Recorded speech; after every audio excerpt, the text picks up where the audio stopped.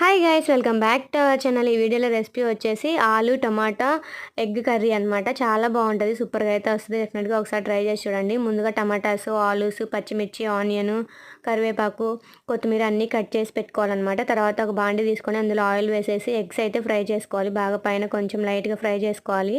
Fry చేసుకున్న తర్వాత అదే ఆయిల్లో పోపు దినుసులు అయితే వేసేసుకోవాలన్నమాట. వేసేసుకొని పచ్చిమిర్చి, అలాగే కొంచెం చిన్న చిన్నగా ఆనియన్స్ కట్ చేసుకున్నాం కదా, ఆనియన్స్, కొత్తిమీర, కరివేపాకు అన్నీ వేసేసుకొని మనం ముందుగా టమాటాస్ అయితే వేసుకోకుండా ఆలు పీసెస్ అయితే వేసుకోవాలన్నమాట. అవి కొంచెం బాగా ఫ్రై అయిన తర్వాత పసుపు వేసేసుకోవాలి. పసుపు వేసుకున్న తర్వాత అవి కొంచెం మగ్గిన తర్వాత టమాటా పీసెస్ అయితే వేసుకోవాలన్నమాట.